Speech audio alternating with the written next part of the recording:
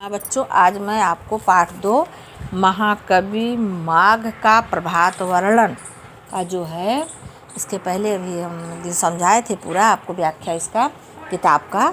तो अब उसी में से मैं क्वेश्चन आंसर बना रही हूँ। तो वह क्वेश्चन आंसर हम लिखा दे रहे हैं आपको। तो आप जब एक बार लिख लेंगे तो उसी प्रकार से कहीं से भी अगर आएगा तो आप लोग आसानी से लिख सकते हैं। जैसे देखिए, एक अभी मैं समझा रही हूँ, समझाते हुए लिखाऊंगी। जैसे है पहले यहाँ से कि पूर्व दिशा रूपणी स्त्री। अब इसी को पढ़ती भी जाऊँगी, इसी में से मैं भाव भी निकालती चली जाऊँगी और इसके बाद इसी में से मैं क्वेश्चन आंसर भी बना दूँगी। अगर आप लोग ध्यान से सुनेंगे तो आपको सब समझ में आएगा, नहीं ध्यान से सुनेंगे तब दिक्कत हो जाएगा। ठीक है। पूर्व दिशा रूपणी स्त्री की प्रभा इस समय बहुत ही भली मालूम होती। वह हंस सी रही है। वह यह सोचती सी है कि इस चंद्रमा ने जब तक मेरा साथ दिया तब तक यह मेरी संगति में रहा, तब तक उदित ही नहीं रहा, उदित निकला ही नहीं चंद्रमा। इसकी दीप्ति भी खूब बढ़ी, प्रकाश भी चारों ओर फैला, परंतु देखो वही अब पश्चिम दिशा रूपी स्त्री की तरफ जाते ही पतित हो रहा है। मतलब पश्चिम दिशा की ओर जाने से उसकी कांति जो है फीकी पड़ रही है। इसी से पूर्व दिशा चंद्रमा को देख देख प्रभा माने प्रकाश किरण के बहाने ईर्ष्या से मुस्कासी रही है, परंतु चंद्रमा को उसके हंसी मजाक की कुछ भी परवाह नहीं। वह अपने ही रंग में मस्त मालूम होती है। कहने का मतलब है कि जब सूर्य निकलता है, पूरे का भाव यही है, समझिए कि जब सूर्य निकलता है, कहा गया है कि इनके 2 आँखें हैं, एक सूर्य और ये दूसरा चंद्रमा। तो जब सूर्य निकलता है तो चंद्रमा एक आँख बंद हो जाती है, मतलब चंद्रमा मलिन हो जाता, वह नहीं दिखाई देता, सूर्य ही केवल प्रकाश रहता है। और जब चंद्रमा निकल आता है तो सूर्य जो है छिप जाता है उसके प्रकाश से। ठीक है ना। तो यही इसमें कह रहे हैं कि इतना सुंदर उस समय का वातावरण लगता है कि इसका वर्णन भी किसी भी प्रकार से किया जाए तो भी जो है वह कम ही है। अब इसी में से देखिए प्रश्न उत्तर भी बनेगा। जैसे पहला प्रश्न है, प्रस्तुत गद्यांश किस पाठ से लिया गया है तथा इसके लेखक का नाम लिखिए। तो इसका उत्तर हो जाएगा, प्रस्तुत गद्यांश महाकवि माघ का प्रभात वर्णन पाठ से लिया गया है तथा इसके लेखक आचार्य महावीर प्रसाद द्विवेदी जी हैं। ठीक है। दूसरा प्रश्न उसी में से बनेगा, प्रातःकालीन संध्या के समय पूर्व दिशा की आभा का वर्णन कीजिए। अभी हमने इसको बहुत पहले ही समझाया। जैसे जब लालिमा निकलती है तो सुबह का वातावरण कितना सुंदर लगता है, केवल यह मालूम होता है हाँ यहीं से सूर्य निकलेगा तो वहाँ का वातावरण बहुत सुहावना लगता है। तो यही कह रहे हैं कि प्रातःकालीन संध्या के समय पूर्व दिशा की आभा को वर्णन करना है। कि इसका है कि प्रातःकालीन संध्या के समय पूर्व दिशा की आभा कैसी लगती है, वह जो है अस्त होने लगती है, तो अपने चरम सीमा पर पहुंच जाती है ना। अच्छा, इसका लिखिए। कैसे लिखेंगे? ऐसे लिखेंगे कि प्रातःकाल के समय पूर्व दिशा प्रभात के रंग में रंग जाती है। प्रातःकाल प्रभात के रंग में, सुबह के रंग में रंग जाती है और प्रभात की लाली के कारण उसके मुख पर नया तेज दिखाई देता है। ठीक है बच्चों। तीसरा प्रश्न है, स्त्री की उपमा किसे दी गई? चंद्रमा के संदर्भ में स्पष्ट कीजिए। चंद्रमा के संदर्भ में स्पष्ट करना है। देखिए कह रहे हैं स्त्री की उपमा किससे दी गई है। अभी देखिए यहीं ऊपर ही बताया गया है आपको कि मतलब स्त्री की उपमा जो है पूर्व दिशा से जो सूर्य निकल रहा उसी से दी गई है ना। तो इसका लिखिए, हम बता रहे हैं आप लोगों को कि स्त्री की उपमा पूर्व दिशा को दी गई है। ठीक है।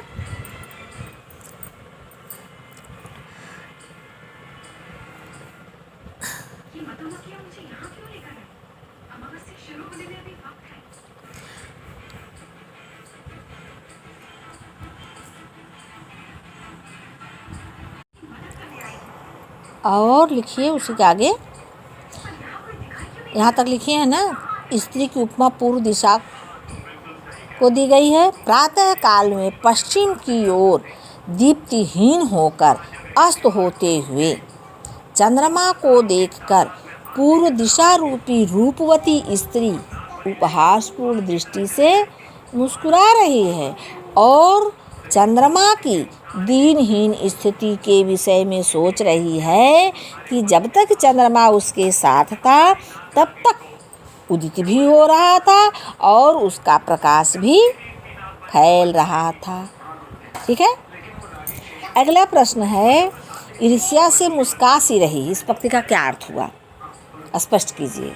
इसका होगा ईर्ष्या से मुस्का रही है, अर्थ लिखिए कि चंद्रमा पूर्व दिशा रूपी स्त्री का साथ छोड़कर पश्चिम दिशा रूपी स्त्री के पास चला गया है, जिसके कारण पूर्व दिशा रूपी स्त्री ईर्ष्या भरी मुस्कान से चंद्रमा पर हंसती है, किंतु चंद्रमा को पूर्व दिशा रूपी स्त्री की इस व्यंग्यपूर्ण हंसी की कोई परवाह नहीं है। अंतिम 5वां क्वेश्चन है, स्त्री और चंद्रमा के पर्यायवाची शब्द लिखिए। स्त्री का पर्यायवाची क्या होगा? सुंदरी, कांता, रमणी, महिला। ठीक। और चंद्रमा का पर्यायवाची सोम, सुधांशु, का पति, मयंक। ठीक। और अगला भी एक और देख लीजिए।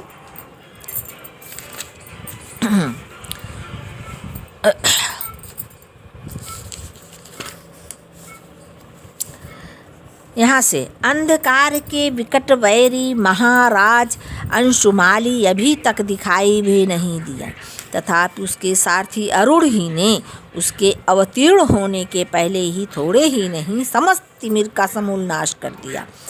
बात यह है कि जो प्रतापी पुरुष अपने तेज से अपने शत्रुओं का पराभव करने की शक्ति रखते हैं, उनके अग्रगामी आने वाले जो सेवक हैं वह उसकी पराक्रमी नहीं होते, स्वामी को श्रम न देखकर खुद ही उसके विपक्षियों का उच्छेद कर डालते हैं।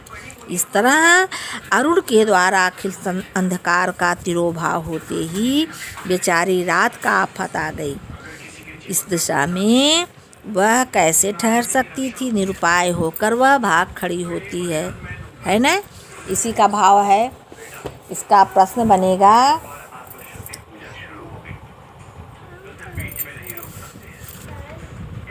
पहला प्रश्न है इसका, प्रस्तुत गद्यांश के माध्यम से लेखक किसका वर्णन किया है? इसका उत्तर हो जाएगा, प्रस्तुत गद्यांश में लेखक ने प्रातःकालीन मनोहारी का बहुत ही सुंदर वर्णन किया है। ठीक है। किसका वर्णन किया है? चंद्रमा के अस्त होने एवं सूर्योदय के पूर्व का दृश्य का बहुत ही सुंदर वर्णन किया है। ठीक। दूसरा प्रश्न है, अंधकार के प्रबल शत्रु कौन है? सूर्य के उदित होने से पूर्व आकाश का वर्णन कीजिए। करें, अंधकार का प्रबल शत्रु भाई कौन है? सूर्य है ना। भगवान सूर्य अंधकार के प्रबल शत्रु हैं। ठीक है। उत्तर लिखिए, हम लिखा दें। भगवान सूर्य अंधकार के प्रबल शत्रु हैं। फिर क्वेश्चन है, सूर्य के उदित होने से पूर्व आकाश का वर्णन कीजिए। इसमें लिखिए, सूर्य से पूर्व ही उसके सारथी अरुण ने उपस्थित होकर संसार के संपूर्ण अंधकार को समाप्त कर दिया, अर्थात अरुण ने संपूर्ण अंधकार को जड़ सहित उखाड़ करके फेंक दिया। ठीक। तीसरा प्रश्न है, सूर्य देव एवं उनके सारथी अरुण के माध्यम से लेखक क्या कहना चाहते हैं? इसका उत्तर है कि सूर्यदेव एवं उनके सारथी अरुण के माध्यम से लेखक यह कहना चाहते हैं कि शक्तिशाली एवं वीर तेजस्वी पुरुष के सेवक भी पराक्रमी एवं शक्तिशाली होते हैं। ठीक है। चौथा क्वेश्चन है, निरुपाय होकर वह भाग चली, इस पंक्ति का आशय स्पष्ट कीजिए।